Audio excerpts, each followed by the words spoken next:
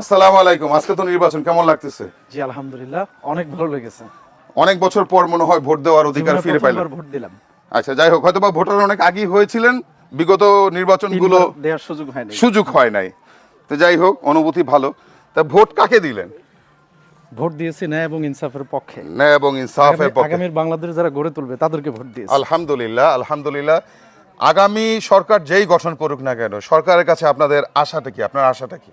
সরকারের কাছে আমাদের প্রত্যাশা হচ্ছে বিগত 17 বছর বাংলাদেশটাকে যেরকম আধিপত্যবাদী রাষ্ট্রের কাছে দিয়ে দেওয়ার চেষ্টা করা হয়েছিল এবং উন্নয়নের নাম করে বাংলাদেশের বিভিন্ন সেক্টরগুলোকে প্রায় ধ্বংস করে দেওয়া হয়েছিল, সেই জায়গাটা থেকে যেন বাংলাদেশকে প্রকৃত বাংলাদেশে রূপান্তরিত করে দেয় এবং এই দেশের মাটি মানুষের মনের যে প্রত্যাশা, ওই প্রত্যাশা অনুযায়ী যেন বাংলাদেশটা তৈরি করে দেয়। আলহামদুলিল্লাহ, আলহামদুলিল্লাহ। দারুণ একটা কথা বলেছে যে আমরা 18 কোটি মানুষের সার্বভৌমত্ব ফিরে পেতে চাই।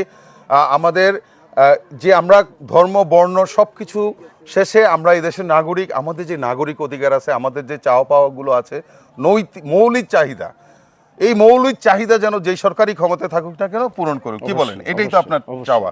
দারুণ কথা বলেছে। সরকার গঠন যেই করুক না কেন আমাদের এই দাবিগুলোই তাদের কাছে থাকবে। আমাদের প্রাপ্য জিনিসটুকু আমাদেরকে দিবে, তার নিজের থেকে দিবে না। দেশের অর্থ দেশের মানুষের পিছনে ব্যয় করবে, দেশের উন্নয়নে ব্যয় করবে, দেশ বিনির্মাণে খরচ করবে, সঠিকভাবে খরচ করবে।